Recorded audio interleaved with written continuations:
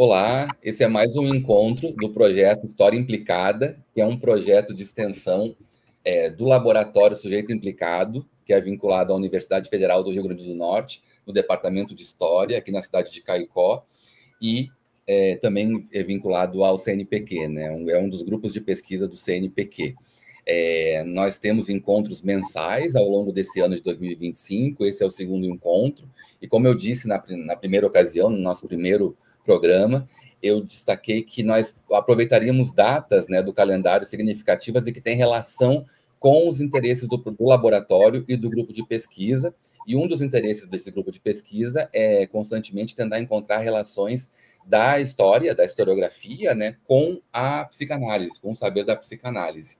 E é por isso que nós aproveitamos a data de hoje, né, dia 6 de maio, que é o dia do psicanalista e da psicanalista, e a data de nascimento de Sigmund Freud, que deu um pouco o início, né, ou muito do início desse campo de saber, dessa forma de pensar e de agir, porque a gente fala de ética também quando fala de psicanálise, né?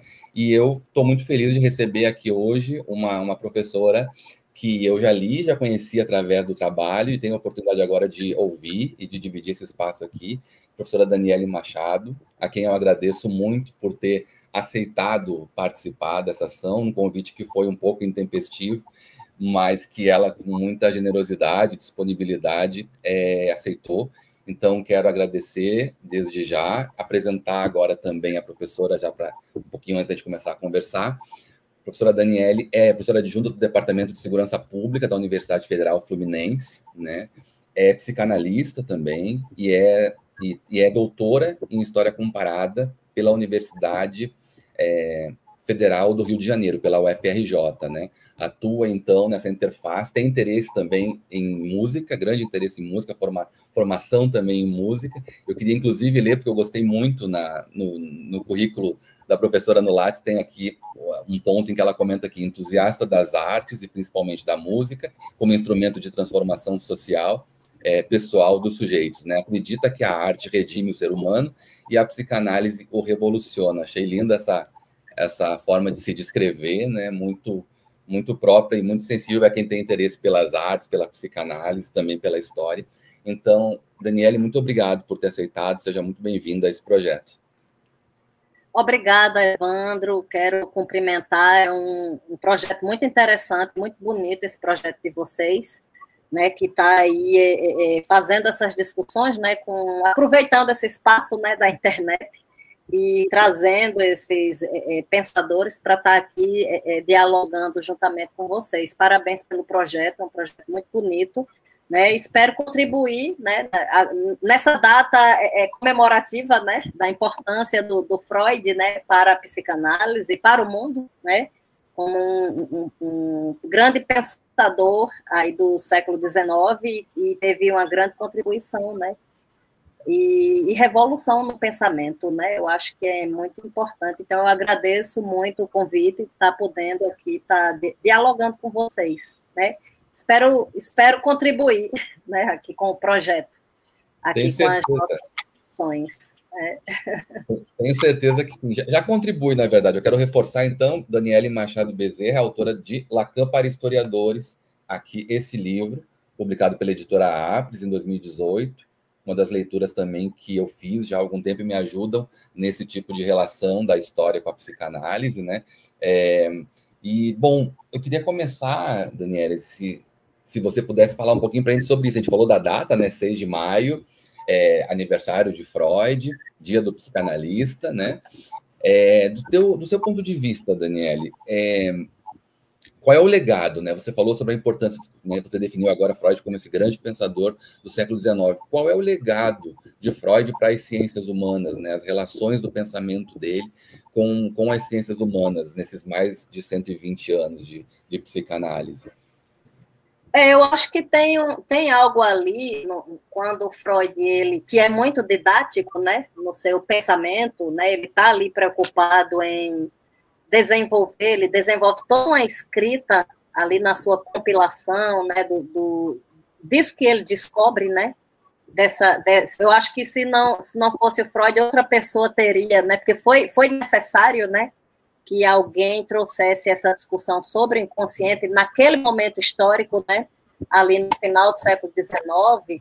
Eu acho que essa sensibilidade e, ao mesmo tempo, esse desenvolvimento dessa escrita, que o Freud é muito didático, né, quando ele está ali contribuindo, quando ele está ali planejando sobre esse campo de conhecimento, né?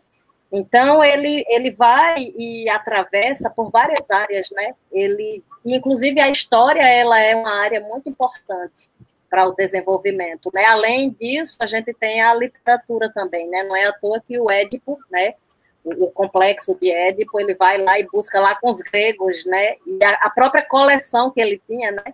De coleções de objetos, né? Que ele era um colecionador de objetos arqueológicos, né? Então, ele estava ali o tempo todo se voltando, né? Para esse pensamento, para o desenvolvimento de uma cronologia, de um pensamento histórico, eu acho. Tem um trabalho muito interessante, que é uma dissertação de mestrado do Douglas da Silva Ferreira, que ele intitula As Origens Impossíveis, que é a arqueologia de Freud a Lacan. E aí ele vai fazer todo que foi orientado pela Clara, minha orientadora de doutorado. Essa dissertação lá em História da Ciência, das Técnicas e Epistemologia da UFRJ. E ele vai fazer toda uma compreensão do pensamento do Freud, né, que tem essa relação ali, e esse cruzamento que ele elabora com os estudos de arqueologia, né? Então, é muito interessante como é que a gente pode, desde sempre, né, ele está ali, ao mesmo tempo que ele tem essa escrita muito didática e talvez até pedagógica para pensar esse campo de conhecimento, né, ele tem essa relação com a história propriamente dita, né, com a arqueologia, como ele desenvolve esse pensamento, né? Eu acho que tem toda uma discussão, não só para a gente pensar a contribuição do Freud para a história também, né, já que ele também é influenciado por ela, né, a gente tem uma compilação de textos, né, por exemplo, eu poderia citar, eu tive já há alguns anos em Buenos Aires, num evento, e eu conheci o Omar Atia, né, eu estive com o Omar Atia, que é um pesquisador do pensamento do Freud, e ele vai desenvolver de Freud e o problema da história, uma grande referência, né? Eu estive conversando com ele, e ele tem... E aí a gente vai entendendo a contribuição do pensamento do Freud, né? Um outro livro organizado com o Mauro Valejo, eu conheci essa equipe lá de Buenos Aires, e que é mais interessante, eles não são psicanalistas, né? Eles são historiadores. Foi um evento de teoria da história na Argentina. E aí, esse aqui, por exemplo, é Inconsciente História desde Freud, né? Então, a gente vai ter aqui esse grupo de pesquisadoras, cruzes entre, né, filosofia, psicanálise e historiografia, né? Então, a gente tem esses trabalhos, né, aos poucos sendo desenvolvidos, né? No Brasil, eu acho que a Clara de Góes é uma dessas precursoras, com o livro que foi professora do Instituto de História na UFRJ, né? Psicanálise e Capitalismo, da Clara de Góes, e um outro que eu acho que é a grande... Eu acho muito fofo esse texto da Clara, não sei se você já leu, Evandro. Tenho. Né? Esse é o livro dela que eu tenho, sim, é ótimo. Pronto, então, esse histórico, que é muito poético, né? É um texto, a Clara é uma grande poetisa, e ela tem uma escrita poética para pensando a história, né? Inclusive, ela fala da sua infância na Ridinha, na Praia da Ridinha, porque ela era de Natal igualmente, né? Eu sou de Natal. Então, a gente vai ter todo um grupo, assim, né? Tem muitos intelectuais que pensam, né? Pensam o Freud e sua contribuição nas ciências humanas, né? O próprio Peter Guy, né? Com Freud para historiadores, que já é um clássico. Eu poderia dizer, dentro das ciências sociais, a gente vai ter o Paul Laurent Assun, né? Freud e as ciências sociais, né? A psicanálise e teoria da cultura, que também a gente está pensando a contribuição dele, porque ele faz esse cruzamento, né? As ciências humanas, para o Freud, né, e aí a história, né, ele vai lá, busca, quando ele cita, por exemplo, a literatura, né, ele está ali construindo essa, por isso que eu falo dessa didática, né, talvez dessa psicodidática, vamos dizer assim, que o Freud está pensando e desenvolvendo ali, isso que era muito novo, né, que ele se preocupa como um legado, ele tinha essa ambição, né, não é à toa que existe toda aquela discussão sobre o livro dos sonhos, né, a interpretação dos sonhos, que há quem diga que a interpretação dos sonhos é o grande livro da psicanálise e o que vem adiante são acréscimos, né, ao que ele desenvolve. E aí ele tem essa ambição, um livro que fica pronto em 1900 e que ele publica em 1901, né, salvo engano, tem essa discussão em torno disso, que ele diz, olha, esse livro aqui, ele vai ser um livro de grande importância para o mundo, ele tem essa ambição,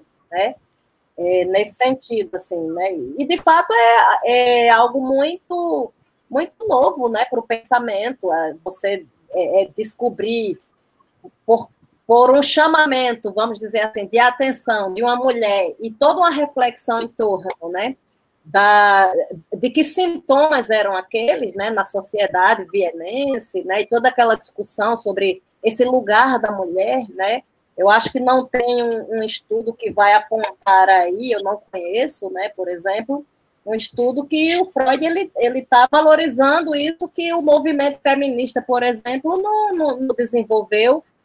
O movimento feminista surge nos anos 60, né? O Freud ele já estava pensando o lugar dessa mulher de uma forma bastante diferente, né?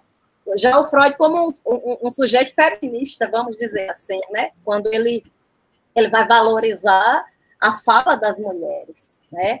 Quando a Ana diz, deixe-me falar, a talking cure, né? A cura pela palavra, né? Esse lugar de escuta, né? Eu acho que essa grande sacada, né, e reflexão, né, de entender o que é essa fala que não se dispõe ali, por isso que a ciência vai dialogar, né, que é essa relação com o discurso consciente, né. Eu acho que a grande sacada do Freud é essa. E aí a grande contribuição dele a gente vê nesses trabalhos, né, que ele também está ali depois de todo um percurso de perda das irmãs, né, nos campos de concentrações, né, acho que ele perdeu 3 irmãs, né, em campos de concentração nazista, né, ali na Alemanha, enfim, ele vai pensar, ele está pensando ali a cultura, ele vive 2 guerras, né, Primeira Guerra Mundial, Segunda Guerra, né, o que é isso? O que é que está acontecendo com o mundo? Né? O que é que nos constitui, né? Isso que é do campo das pulsões, né? Eu acho que o Freud, ele, ao mesmo tempo que ele pensa, né, ali a gente está pensando pulsões de morte, de vida, ele é pessimista nesse sentido, né? Eu não vejo um Freud otimista com o fim, né? Diz que ele vai chamar no mal-estar da civilização, por exemplo, né? É intrínseco aos sujeitos isso que é do mal, né? Nós somos terríveis, né? E desde dimensões para a gente pensar as instituições, né? Ou, por exemplo, a guerra. Né? Então, eu vejo o Freud essencialmente pessimista com o caminho, né? O caminho. E aí a gente vai fazendo toda uma articulação, que eu digo que a minha grande cachaça é o Lacan, né?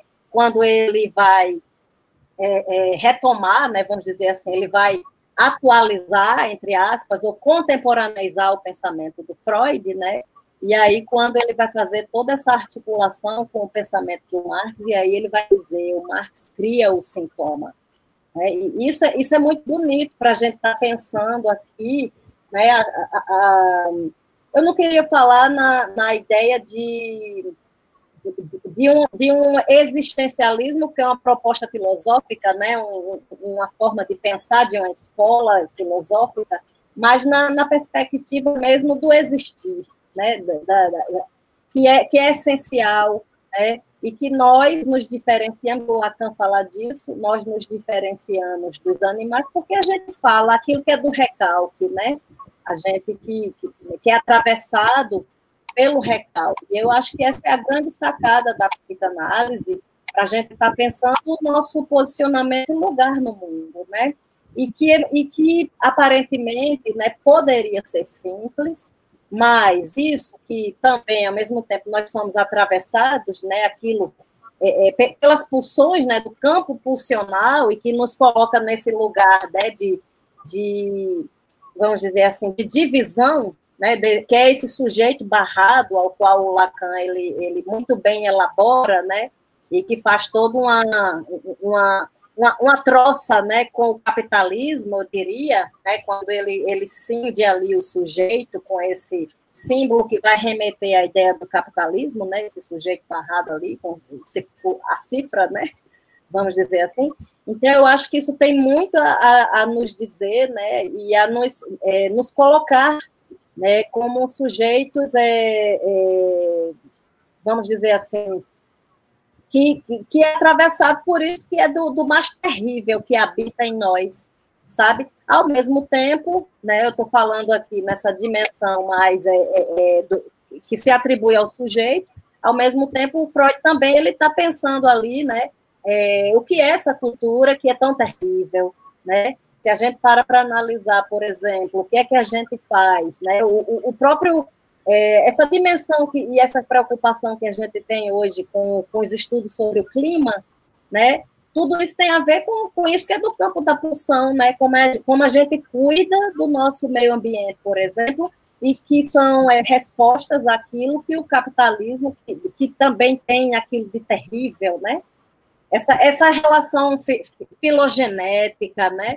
Muito intrínseca entre aquilo que é do sujeito e aquilo que é do coletivo, né? E isso vai nos dando uma dimensão de entendimento, né? De como nos organizamos coletivamente, por exemplo. Então, assim, eu acho que ainda nos estudos, né? Que eu acho que é uma crítica. Quando eu passei lá na seleção do doutorado, me fizeram essa pergunta: mas, Evo, como é que você vai pensar um estudo que está ali muito voltado para o sujeito e vai pensar essa relação com a história? Eu digo, olha, o próprio Freud ele estava ali o tempo todo costurando uma reflexão para um entendimento sobre o que é o coletivo, né? A gente pode ter muitas obras, o Mal-Estar da Civilização, Psicologia das Massas e Análise do Ego, por exemplo, né? Moisés Monoteísmo, e por aí vai. Tem uma série de obras, né, que ele está ali não só implicado com isso que vem nessa dimensão mais propriamente particular do sujeito. Eu não vou dizer individual, porque o indivíduo está lá no campo da sociologia, por exemplo, né? Aqui a gente, quando fala a gente tem que falar de sujeito, né? Nessa perspectiva, porque a gente está falando, eu estou trazendo um conceito do Lacan, por exemplo, né? Então é muito interessante. Eu poderia elencar, né? Tem muitos livros, né? O próprio esse aqui do Marcuse, né? O Sigmund Freud, Sua Imagem do Ser Humano, por exemplo, né? E por aí vai, tem muitos, a Colette Soler, né? O que é a psicanálise na civilização, né? Então, a gente está o tempo todo pensando, né? Tem esse livro que eu gosto muito dele, né? Tem um texto, inclusive, nele, do Peter Guy, aqui, que ele vai falar, né? Qual é a contribuição do Freud, né? Freud, conflito e cultura. O Freud está pensando o tempo todo, né? Na cultura, está pensando. Então, a gente, minimamente, porque tem uma série de livros aqui, né? Que eu digo, eu vou lá, vou mostrar também essa bibliografia. O Renato Mezan, por exemplo, né?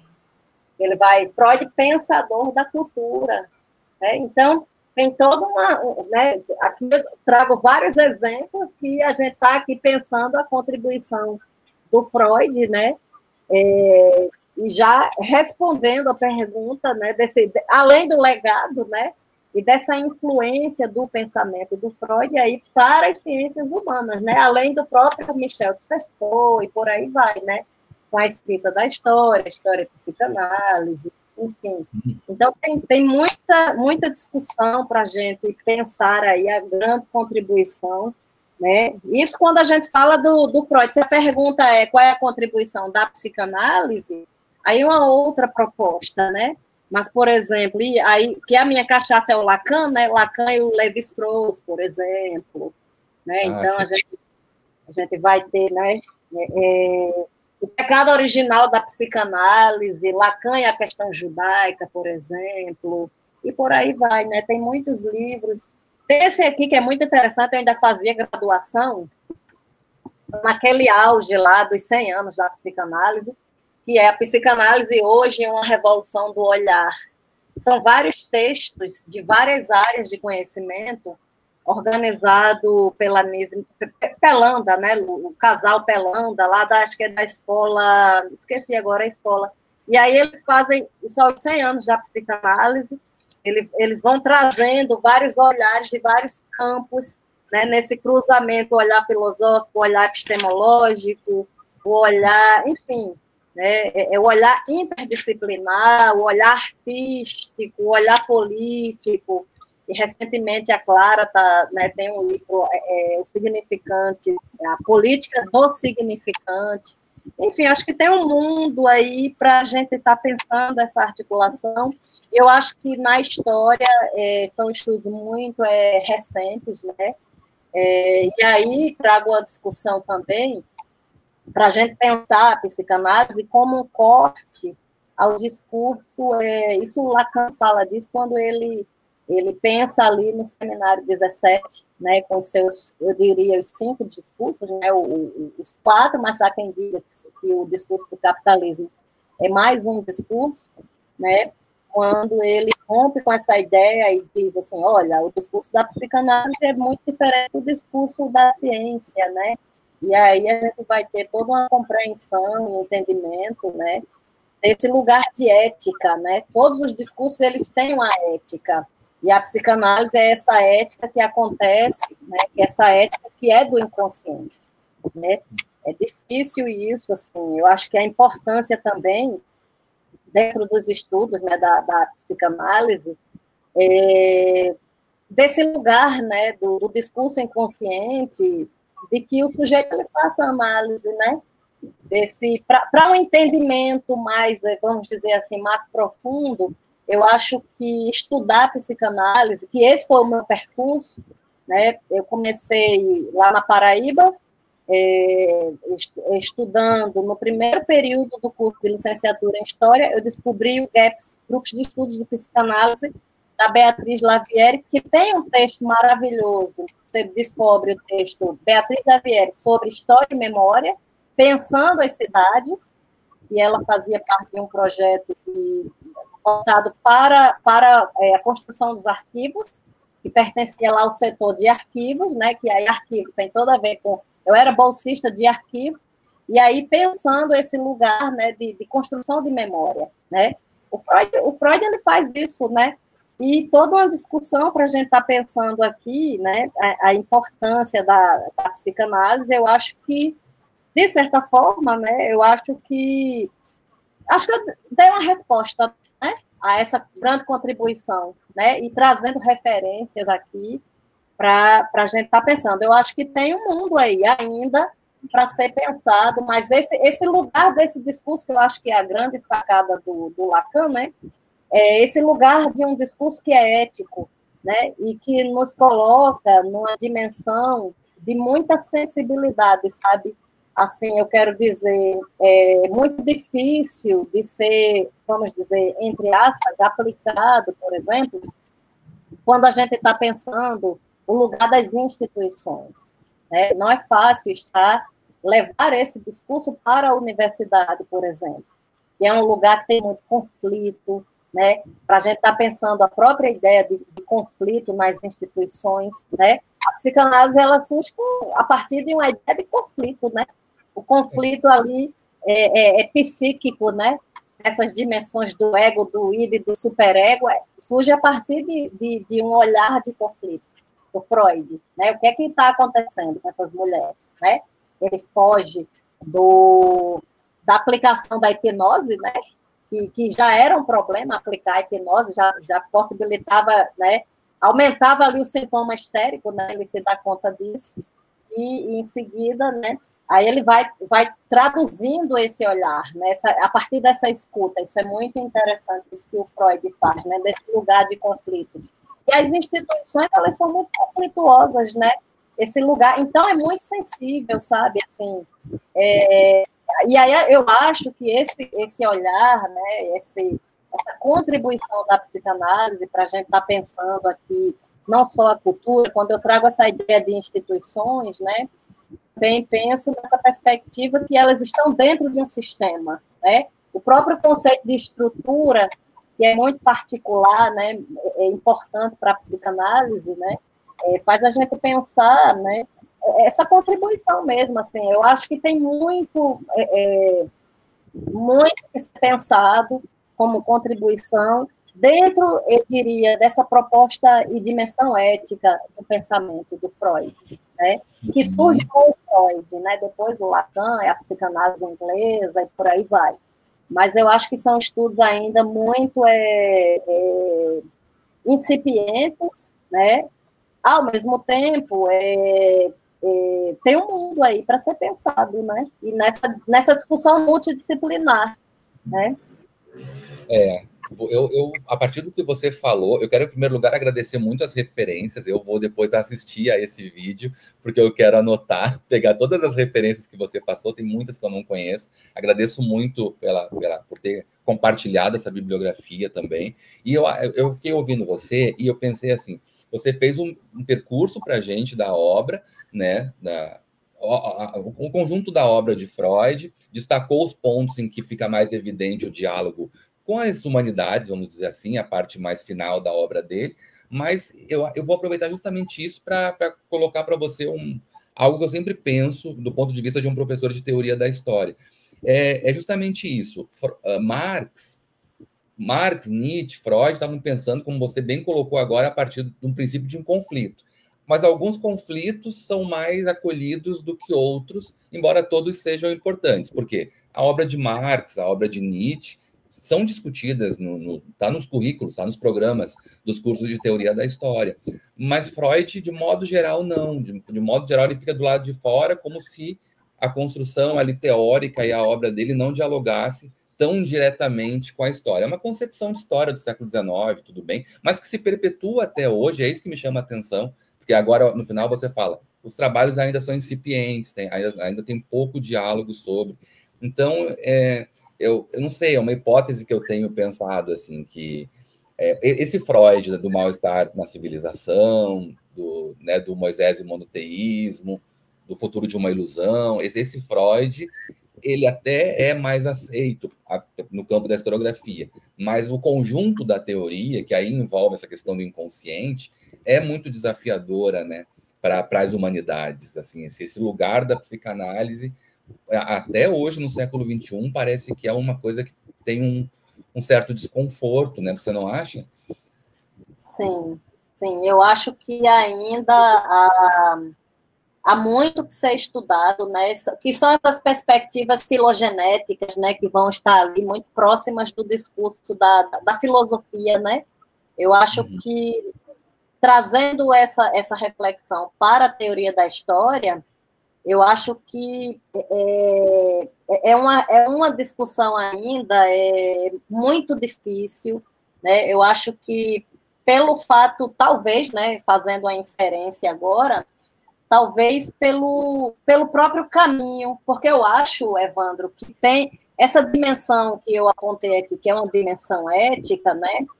Dificilmente o aluno ele vai estar ali preocupado, né, dentro de sua formação, vamos dizer assim, né, porque o professor, né, que tem esse papel de formação, né, desse aluno, eu acho que esse professor também, ele não foi atravessado por esse discurso, ele não foi psicanalizado. Eu também não estou querendo dizer aqui que todo mundo tem que ser psicanalizado, porque aí resolveria, como diz, né? Na Argentina, toda esquina tem um consultório de psicanálise, e ao mesmo tempo eles hoje estão lá no governo autoritário, né? Não se resolveram, né? Não quero dizer que a psicanálise ela vai solucionar tudo, né? Mas ela vai ter esse lugar de importância, né? Eu acho que esse lugar dessa dimensão ética, sabe, desse discurso, eu acho que isso sim, eu aposto, sabe, nesse lugar que é muito difícil, eu acho, dessa particularidade que muitas vezes ela vai acontecer ali no setting da psicanálise. Mas, ao mesmo tempo, isso também pode acontecer, por exemplo, na nossa conversa. Tem algo aqui que se aplica, né, que é essa dimensão do inconsciente, que muitas vezes a gente não se dá conta. Eu acho que quem se aproxima muito disso é a arte, né? O discurso artístico, ele vai estar muito próximo disso. Eu acho que o Lacan, em algum momento, ele fala disso, né? Disso que, quando a ciência, né, desse discurso racionalista, né, ela não alcança, né, e o artista ele consegue alcançar, né? E eu acho que tem um cruzamento ali que vai ser muito próximo do que se aplica na psicanálise, sabe? Que é isso que, vamos dizer assim, que é de um lugar de muita sensibilidade, né? Eu tive, que eu acho que, eu agora me lembrei, eu tive visitando em fevereiro o Butão, que é o país da felicidade. Eu estive no Butão. E eles criaram, né, o único país que criou o Ministério da Felicidade. É um país muito pobre, um dos mais pobres do mundo, não tem 1 milhão de habitantes, né? E lá eles têm um conceito, porque tem um PIB muito pequeno, que é o Produto Interno Bruto, e eles criaram a FIB, Felicidade Interna Bruta. Isso é de uma beleza, e tem 9 indicadores, né? 9 indicadores. E um dos indicadores mais importantes, e aí talvez respondendo dentre as perguntas que você, né, me mandou por e-mail, um dos indicadores, e aí você só entra lá com autorização do rei, é a última monarquia do Himalaia, e você só entra com agência local, e quando eu começo a conversar com o guia, ele diz assim, um dos princípios básicos da FIB é a saúde mental. Olha que preciosidade, dentre os 9 indicadores que nós temos na FIB, é um projeto que eu estou desenvolvendo, lá na coordenação do curso, que é a felicidade interna bruta dos alunos, a partir desses 9 indicadores. E dentre esses indicadores, a valorização, a saúde mental, né? Só que eles estão lá numa outra cosmologia, há uma religião no Butão, que é o budismo, é um país budista, e é uma religião de Estado. E dentre esses princípios do budismo, né, ele tem uma simbologia muito importante, que é o Buda segurando a flor de lótus, que é essa postura assim, que é você valorizar, né, na postura, valorizar, nunca apontar o outro, mas sim aceitar o outro, né? Mas isso é um exercício tão difícil, que é isso que a psicanálise está falando o tempo todo, né? O Freud, ele fala o tempo todo, ele silencia e diz, conte-me aquilo que você, né, livremente, que é um exercício muito difícil de ser pensado, né? Que nós somos marcados por isso que é do recalque. Quando o sujeito, ele silencia na análise, é ali que ele diz muito, né? Então, essa dimensão ética, sabe, isso é tão difícil de a gente, principalmente, por exemplo, nas instituições, né, e talvez essa seja a grande questão do Freud, né, quando ele diz assim, é difícil, a psicanálise ela não deve ser aplicada na universidade, né, ele tem 1 ou 2 artigos sobre isso, né, esse lugar na universidade que é um lugar de conflito, né, então, toda uma discussão difícil em relação a essas questões institucionais, né? Não é à toa que ela se desenvolve nas escolas de psicanálise, né? Então, é muito rico a gente estar pensando isso e, ao mesmo tempo, pensando na formação desse aluno, né? Eu acho que, muitas vezes, essa formação, né? Eu acho que a gente tem que repensar muito o nosso currículo, porque, por exemplo, a gente não consegue entender, né, mas o nosso aluno, né, eu vou dizer, o nosso aluno das ciências humanas, por exemplo, que é uma questão também, é um aluno que adoece, né, inclusive mentalmente. Isso. Né? Então, tem, muitas vezes, né, isso que se produz, né, A Clara fala disso no livro História e Psicanálise, né? Muitas vezes é mais um trabalho que vai estar ali alimentando o currículo Lattes do professor, né? Mas esse lugar desse aluno que adoece, né? Essa sensibilidade, né? É óbvio que o conhecimento também na universidade ele é transformador, né? Ao mesmo tempo, a gente tem que entender que lugar é esse, né, dentro desse discurso. Não sei se eu estou me fazendo clara, né, dentro dessa compreensão e sendo atravessado por essa contribuição daquilo que é a saúde mental, daquilo que né, nós somos atravessados, e eu acho que é um lugar de responsabilidade. Não só, eu não diria responsabilidade afetiva, mas responsabilidade social. Esse lugar que a universidade deve ter, e que muitas vezes eu acho que essas disputas de egos, né, que são muito próprios desse lugar de conhecimento, de ciência, né? O que é que se faz, por exemplo, com a fórmula do Einstein, né? Cria-se uma bomba, destrói-se, né? Duas cidades foram destruídas ali na Segunda Guerra, né? Nagasaki e Hiroshima, né? Isso que o Freud ele é pessimista mesmo, né? Para a gente estar compreendendo quem somos nós, né? Como sujeitos aí. Então, eu acho que tem um mundo mesmo, assim, para a gente pensar nesse lugar de sensibilidade mesmo, né? Enfim, eu acho que eu estou me fazendo compreensiva, né? Dentro dessa reflexão. Tá, muito, muito. E você tocou em dois pontos, assim, um mais diacrônico e outro mais sincrônico, digamos assim, que me fazem muito sentido para mim. Fazem muito sentido para mim. O primeiro, quando você disse que de repente, uma via possível para articular nos diferentes campos das humanidades a psicanálise, o caminho possível, é pelo diálogo com as artes, né? E eu acho que isso não é por acaso que muitos trabalhos muito interessantes que envolvem as relações da história com a psicanálise entram pelo caminho da ficção, da literatura, do literário, de um universo ligado mais ao campo do artístico ou das artes, né? Então, parece que a arte é esse espaço que pode criar o vínculo, de alguma forma, né? Dentro dessas diferenças, criar essas pontes possíveis. Eu acho que fez muito sentido para mim quando você falou isso, que a arte é um caminho para fazer essas pontes. E também, no sentido mais sincrônico, foi isso que você falou agora, que é um dado da realidade.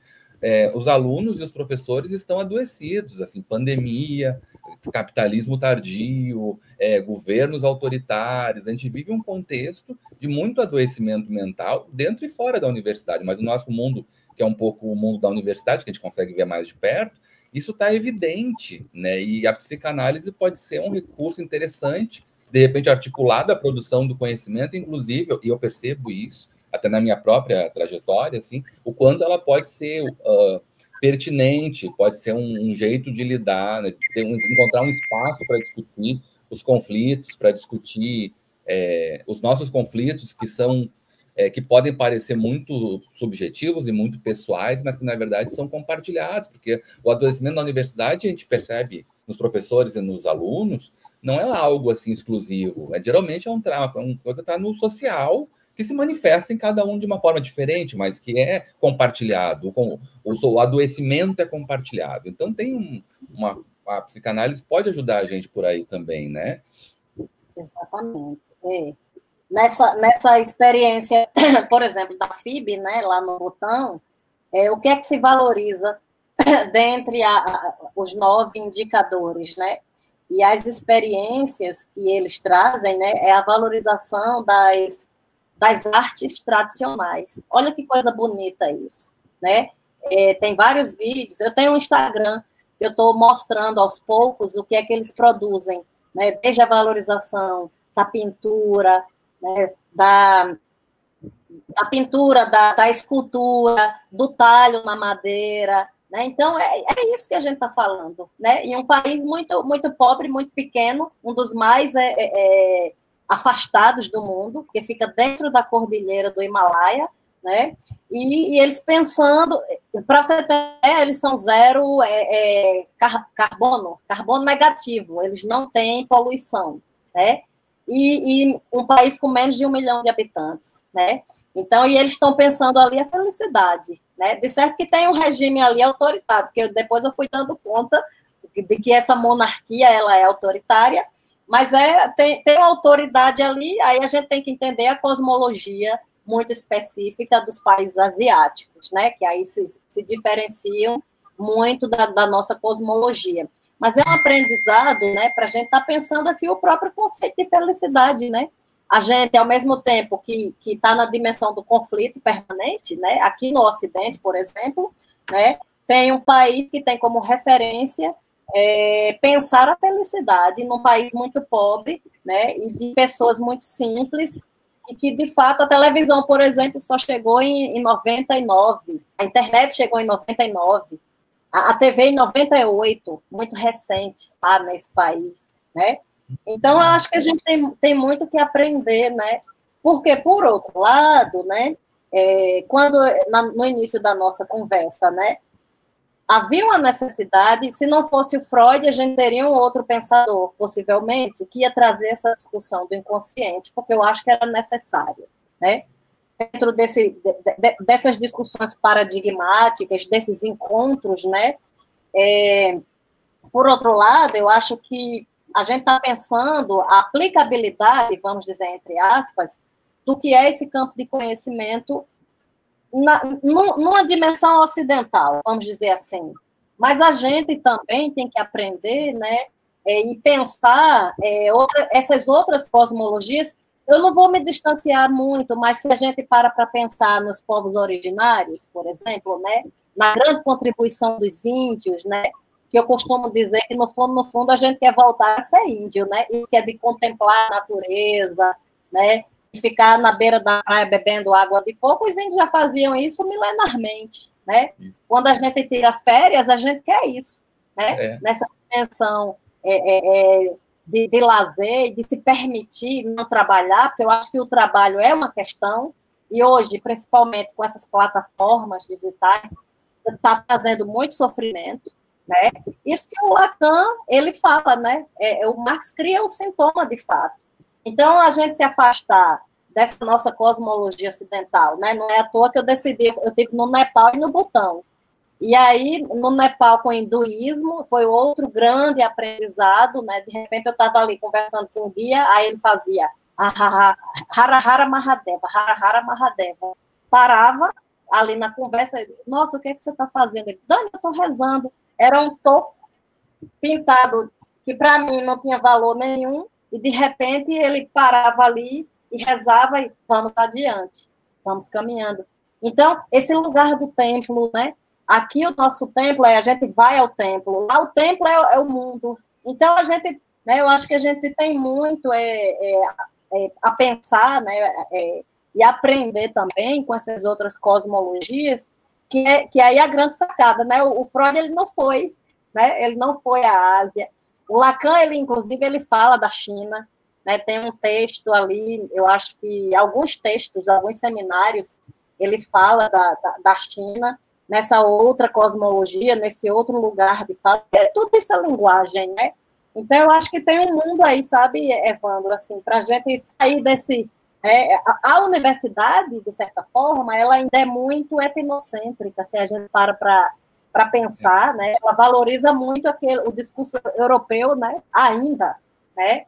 Mesmo hoje com os estudos de África, né? A gente está chegando na África muito recentemente, ontem, né? Então, eu acho que a gente tem muito que aprender e tem essa contribuição, né? Vamos dizer assim, desse complemento, né? O Freud não falou, eu não lembro de ter lido isso no Freud, né? De Ásia, por exemplo, enfim, dessas outras cosmologias, mas ele está pensando em a importância aqui para a gente ver que essa aplicação, né, da psicanálise, aplicabilidade, né, nesse sofrimento do Ocidente, né? Eu acho que tem um mundo aí para ser pensado, né? Com certeza. Antes de colocar a próxima pergunta, eu só queria tirar uma dúvida. Você disse que tem um Instagram onde você está divulgando essas imagens. É o seu pessoal? É o pessoal, é o Dane-se pelo Mundo. Dane-se. Dane-se com Y, dane-se pelo mundo. Pronto. Dane de apelido, né? Eu posso colocar aqui, não sei se... Pronto, você pode... coloca para mim, que aí eu coloco em tela aqui, para ficar para quem está assistindo. Eu coloquei aqui, @, né? Dane-se pelo mundo. Aqui. Pronto, deixa que eu já coloco aqui agora mesmo. Aqui. Eu escrevi errado ali. Enfim. Eu estou começando, assim, a viagem foi em fevereiro e aos poucos é que eu estou, né, que a gente não faz só isso na vida, né? Sim. Esse lugar também, viu, Evandro? Eu acho que esse discurso aí das redes sociais, eu acho que vai mexer muito com a nossa forma de produzir também, né? Isso que se chama hoje em dia de criador de conteúdo digital, né? Essa informação ali rápida, né? Que eu não sei como é o seu aluno, né? Mas eu vejo que o nosso aluno, por exemplo, ele já é um aluno que não lê. Essa é uma questão também. Muito, muito raramente é um aluno que leu o texto todo, né? Exato. Talvez isso aconteça pela dificuldade mesmo, que esse aluno que tem essa informação ali rápida, porque é muito mais interessante um videozinho ali com um conteúdinho ali prático, né? E visualmente mais digerível, né? Do que você ler um texto ali de 100 páginas, 200 páginas, né? Então, tem essa dificuldade também, né? Então, também a nossa forma de produzir também, ela tem que, né, tem que acompanhar um tempo aí que eu ainda estou dando conta disso, né? É óbvio que a escrita ela é importante, o registro do texto acadêmico, obviamente, né? Mas essas novas formas também de produção, eu tenho questionado muito isso também, esse nosso lugar, né? Nesse tempo atual, né? Porque eu acho que é tudo um conjunto, né? É um conjunto de coisas que a gente não sabe ainda os efeitos disso, né? Sabe que eu tenho pensado muito sobre isso, tem saído muitos textos sobre isso, essa questão do que os alunos universitários contemporâneos não leem mais como no passado, não leem. A pandemia também afetou muito, enfim, tem uma série de fatores que foram agravando até chegar ao ponto que a gente vive uma crise hoje mesmo sobre a questão da leitura, né? E eu tenho pensado muito sobre isso, e esse projeto aqui nesse canal, inclusive, já foi atravessado por questões éticas em relação a isso.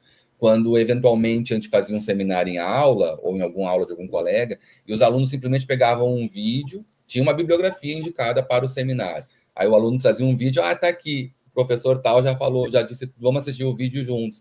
E aí abria essa discussão com alguns colegas e com os alunos também. É uma outra forma de aprender, de trocar, é uma outra forma, vizinha, mas que não prescinde da leitura, quer dizer, tem que ler, encontrar uma forma de lidar com... Claro que a questão da concentração, ficou tudo muito difícil para nós. Nós todos fomos afetados pela pandemia. Nossa concentração, de modo geral, foi muito prejudicada.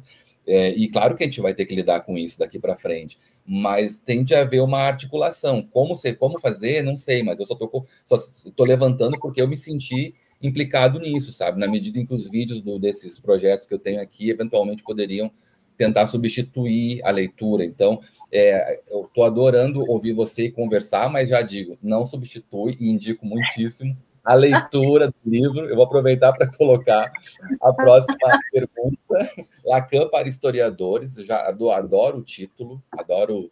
Na verdade, é a tese de doutorado da professora Daniele, né? Defendida na Universidade de Tese, né?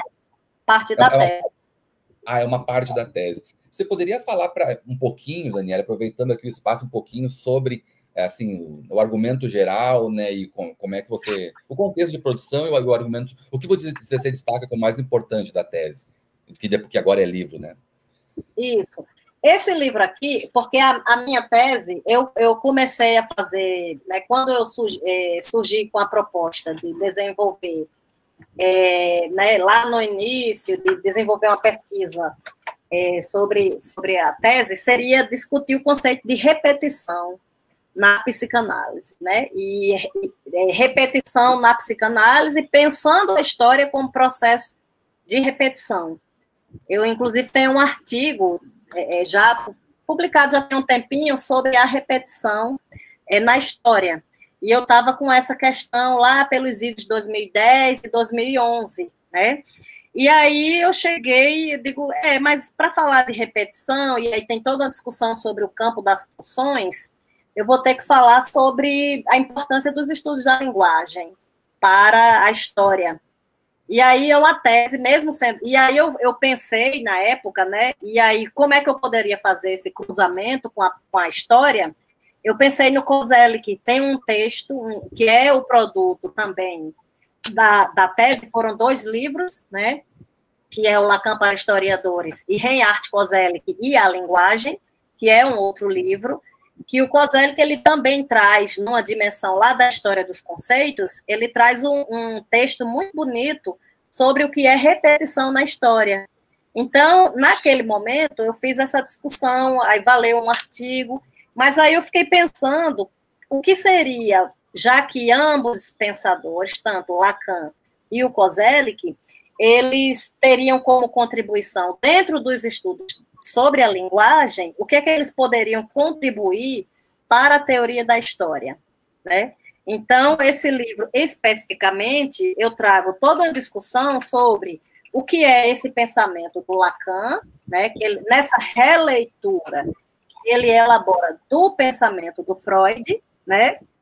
Sobre a importância dos estudos da linguagem no Lacan para uma contribuição e uma reflexão sobre os estudos de teoria da história, né? Por outro lado, eu também fiz a mesma coisa com o Koselleck. O que é que o Koselleck ele tem ali na sua concepção, né, nessa dimensão mais dos estudos do que é esse grande dicionário, né? Do verbete, né? Dos verbetes de história, inclusive acho que um dos verbetes é o conceito de história, já traduzido para o português, né, para o Brasil, é o conceito de história. Então, nesse momento, eu fiz essa discussão pensando a importância, que eu diria, que eu já cheguei a falar isso em alguns eventos, que seria o livro que eu queria ter lido na graduação, que seria, eu fiz o livro que eu queria ter lido, quando estudante de graduação, sobre quem é esse pensador tão difícil, né, que é o Lacan, e como é que eu poderia traduzi-lo para os estudos da história, dentro de uma reflexão sobre o que é essa linguagem que o Lacan fala, né? Então, o livro ele vai tratar exatamente disso, assim, eu acho que a grande proposta, né, pensando a importância do que é essa linguagem para a teoria da história, né? Nessa articulação com o que vem sendo desenvolvido. Aí eu menciono Peter Guy, eu menciono Michel de Certeau, desses estudos ainda ali muito incipientes, mas que se voltam para uma compreensão, eu vejo assim, né, para uma compreensão muito ainda numa perspectiva de estudos conscientes, né? Quando eu aponto aqui a contribuição do Lacan, eu estou muito voltada para, de fato, traduzir essa linguagem pela via do inconsciente. Eu acho que... Porque eu acho que o Michel de Certeau e o Peter Guy, eles pensam ali, eles traduzem o Freud, principalmente, né? O Michel de Certeau, ele chegou a participar de alguns seminários do Lacan, né? Mas eu não vejo assim uma leitura mais aprofundada nessa escrita do Michel de Certeau em relação ao Lacan, né? Ele está ali falando do Freud, desse Freud que estuda ali e pensa a cultura, né? A cultura judaica, por exemplo, e como o Freud ele traduziu essa cultura judaica dentro de uma proposta histórica, né? Seria o Freud historiador, vamos dizer assim, né? Mas, por outro lado, a minha preocupação maior era pensar, né? Tentar traduzir o que é esse inconsciente, né? O Lacan ele fala disso, né? O inconsciente é estruturado como uma linguagem. Ele fala isso em vários seminários. Então, eu estava pensando ali o tempo todo como é que esses dois pensadores eles podem contribuir, né, nas suas especificidades, né? A importância dos estudos da linguagem para a gente pensar esses estudos para a teoria da história, né? Para uma historiografia, para a história, enfim, para a teoria da história. E não a aplicabilidade também, né? Eu não traduzi isso como algo ali de um exemplo, né? Eu não trouxe um exemplo, um fato histórico, né? Então, é mais nesse sentido de contextualizar esse pensador, né? A contribuição do Lacan também na sua formação. Eu cito a formação do Lacan, né? Trazendo o Saussure, como é esse pensamento, né? Que pensamento é esse, que é um pensador tão difícil de ser lido pelos historiadores? Eu tentei traduzir isso, né? Contribuindo para a história, minimamente, né? Traduzindo o que é esse pensador, o que é, por exemplo, essa teoria do significante. O que é o significante? Eu acho que o ponto máximo na tese, quando eu trago o Lacan, é pensar o que é esse significante. Eu posso traduzi-lo assim. Tinha um paciente que ele dizia assim, né, o que é esse significante? Quando, em sofrimento máximo, numa sessão, ele falou assim, estou cheirando muito. E aí ele comete um ato falho quando ele diz, não, ele balança a cabeça e se dá conta do ato falho e diz, não, não é cheirando muito, é chorando muito. Isso que é dessa dimensão, né, dessa formação, muitas vezes o significante ele acontece com um neologismo, de uma palavra que não existe e que de repente passa a existir, às vezes são palavras engraçadas, né? O ato falho faz a gente rir muito, né? Isso que acontece, ou de repente provoca um sofrimento também, né? Isso do chorar, olha a aproximação linguística, né?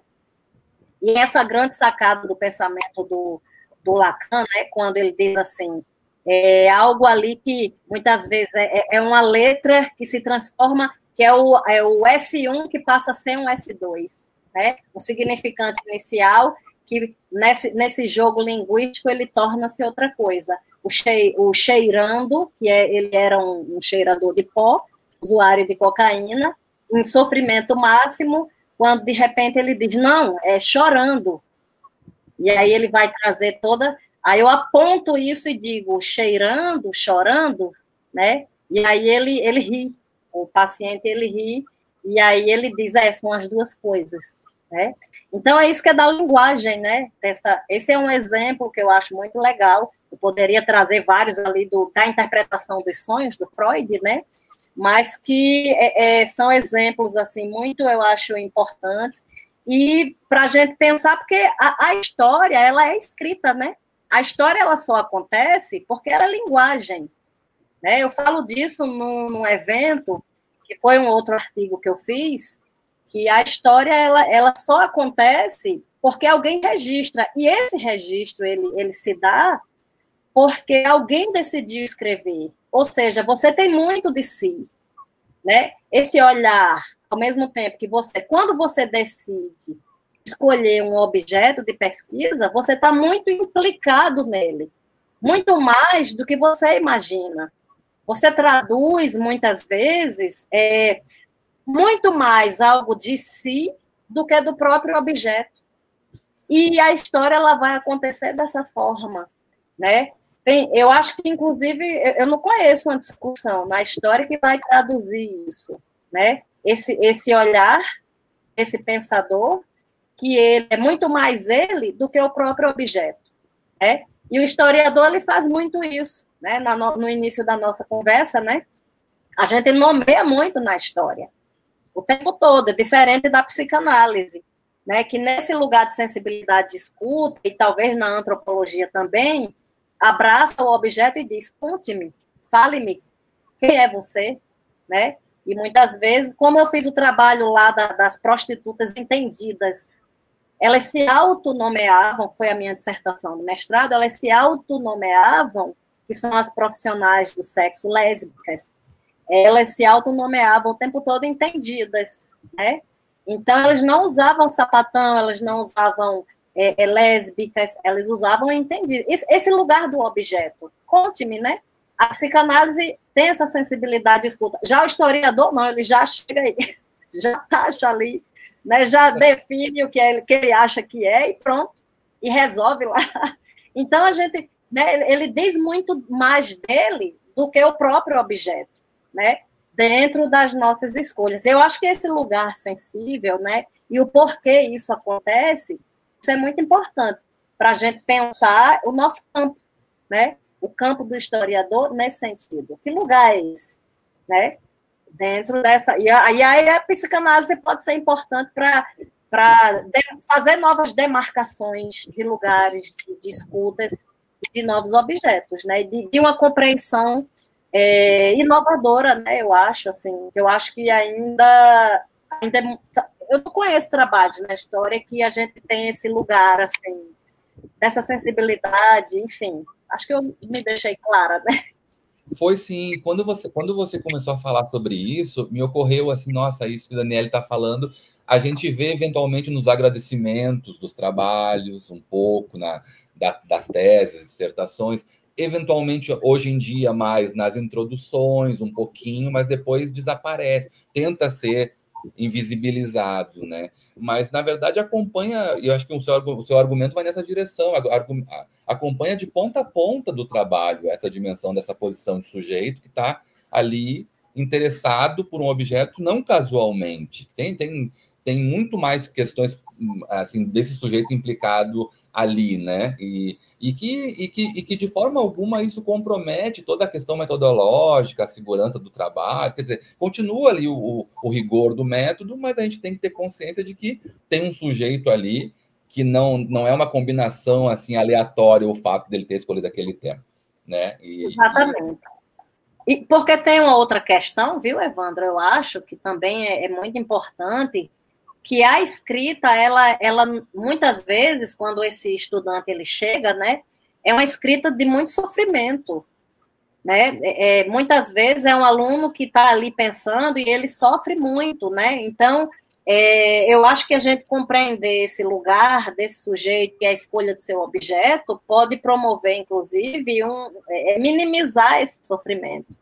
Porque escrever é muito difícil, né? Escrever para esse aluno, assim, principalmente, e aí tem outras discussões, né? Bolsista ou não, o que é que eu vou fazer com isso depois, esse lugar no mercado, né? E todas as suas implicações que podem provocar esse adoecimento, por exemplo, né? Desse lugar, né? Desse sujeito que não é fácil, nem todo mundo vai se colocar, vai ser um docente, não tem vaga para todo mundo, né? Então, né, entender esse lugar de escolha desse objeto, né? E o que é que esse sujeito que escolhe, ele vai falar dele, na verdade, né? E aí essa dimensão ética, que a psicanálise está o tempo todo se colocando, e ao mesmo tempo como essa história é pensada por esse sujeito, né? Não é à toa que a gente tentou aí, teve um movimento aí que tentou traduzir a história de uma outra perspectiva, né? Nesse olhar aí mais direitoso, vamos dizer assim, né? Que também tem o seu lugar, né? É alguém que quer escrever isso. Inclusive historiadores, professores, né? A gente tem algumas pessoas aí que pensam essa história, não vou dizer essa história fascista, né? Mas essa história conservadora, autoritária, e que, né? Então, é esse lugar de ética, né? E que alguém traduz isso, traduz esse fato ali pensado, enfim, né? As diferentes historiografias, né? Assim, se aquelas que tentam combater as violências ou aquelas que naturalizam as violências, né? Acho que é um pouco o que você falou. Essa historiografia conservadora, feita aí por empresas, inclusive, né? Muito ricas, inclusive, com muito dinheiro, nesse sentido, naturalização da violência ou uma historiografia crítica, comprometida, ética e responsável que combata, né, critique, exponha, né, denuncie a violência e não naturalize ela, né? Mas para a gente encerrar, eu queria só fazer um comentário aqui, que claro que tem aqui a gente lê o título do seu livro, Lacan para historiadores, lembra do Freud para historiadores, né? Foi pensando E ouvindo você falar sobre o livro, fortaleceu uma impressão que eu tive também, que, assim, a impressão que eu tenho é que no Freud para historiadores, lá do Peter Gay, tem tem uma proposta mais utilitária, assim, como aplicar a psicanálise, a historiografia, tem muito um caráter, assim, do como usar, que acho que tem a ver com o que a gente falava antes de começar aqui a gravação, o lugar, a posição dele como historiador, como acadêmico, do lugar da ciência e tal, muito afirmada ali. Então tem uma coisa, assim, como tornar a psicanálise algo utilitário para os trabalhos de historiadores, que não, eu tenho a impressão que não é o caminho que você fez. O caminho que você fez é outro, é assim, pensar uma teoria com a possibilidade de, inclusive, de liberdade do pensamento para os historiadores, uma ampliação do pensamento teórico, e não para aprisionar numa aplicabilidade metodológica direta, assim, a teoria, né? Exatamente. Porque aí a gente entra na dimensão mais utilitarista e, vamos dizer assim, é até uma antiproposta, né? É uma ideia, vamos dizer assim, eu nunca parei para pensar sobre isso, viu, Evandro? Você está me fazendo refletir, né? Eu acho que a própria psicanálise, ela vai nessa contramão, né? Disso que se propõe ser utilitarista, né? Aqui, por exemplo, eu finalizo já nas conclusões, né? Incentivamos uma reflexão lacaniana que nos paute para diálogos interdisciplinares, né? Pois questões sobre conceitos produzem respostas esclarecedoras, né? As ciências humanas fornecem-nos indicadores de reflexões de como a história não se desenrola em eventos únicos e pode ser pensada em articulação com a produção inconsciente presente no trabalho do historiador, refletindo sobre essas ciências humanas, né? Esses diálogos possíveis com campos de conhecimentos diversos, né? É mais um diálogo. A ideia que eu propus, né, que se apresentasse mais um diálogo. Tem o José de Assunção Barros, que é um grande amigo, é meu vizinho aqui, eu moro aqui em Laranjeiras, é um grande amigo, e aí a gente dialogava bastante, né? Ele tem um texto lá de História Comparada, a cena que novos caminhos surgem no âmbito da família das histórias comparadas. E a psicanálise, eu aponto isso, né? Novas atitudes e possibilidades que entram em cena, né? Então, aí eu falo que a psicanálise é um instrumental de pesquisa ousado, provocando possibilidades de mudanças e inovações na escrita historiográfica, né? Pois a historiografia tem muito que aprender, salienta Barros, com o romance moderno, com o cinema e outras práticas que nos façam refletir sobre novos modos de conduzir narrativas e análises entrelaçadas. E aqui eu valorizo a psicanálise lacaniana, né? Eu trago essa discussão apontando como mais um diálogo, né? E não como um campo assertivo, utilitarista, né? Mas nessa perspectiva, assim, que eu acho que aí a gente acaba sendo conservador, né? Quando a gente se utiliza de subterfúgios utilitaristas, né? Como se fosse uma fórmula, né? Isso. Assim, eu acho que não é disso que se trata, né? Mas é dessa implicação de como é que você vai ler esse campo, né? E vai, dentro dele, vai se projetar e vai transferir aquilo que é seu, aquilo que é seu como marca, né? Como, vamos dizer assim, como assinatura, né? Assinatura, eu digo, isso que a gente estava falando agora em relação ao objeto, né? Que assinatura esse aluno pode transferir, né? Dentre as suas escolhas, né, de pesquisas em relação a determinado objeto. Porque eu acho que quando o aluno, ele, na sua formação, ele vai se aproximando desse universo, ele já é um aluno diferenciado, ele já é um aluno muito sensível. Em relação aos trabalhos que eu tenho visto, que eu tenho lido, que são poucos ainda, né, são alunos que já trazem na sua discussão a multidisciplinaridade, que eles não enxergam apenas a história propriamente dita, mas eles e também não quero dizer que eles ultrapassam, porque não é disso que se trata, mas eles estão construindo ali, né, performances de narrativas que são muito interessantes, né, e que muitas vezes, assim, são trabalhos inovadores, né, e que são trabalhos que eu acho que traduzem muito esse perfil desse aluno, que muitas vezes já é um aluno que sofre, é um aluno que se destaca, é um aluno muito sensível, né? E é um aluno que está fazendo, que é o que eu costumo dizer aos meus alunos, não é mais um, mas é o mais do diferente. E é isso que eu falo para eles, né? Porque mais um é mais um, né? Quando a gente tem aqueles trabalhos que cansam, né? Eu acho que tem alguns trabalhos de temas que já são batidos. Não estou dizendo que eles não são necessários, né? A revisão historiográfica é isso, né?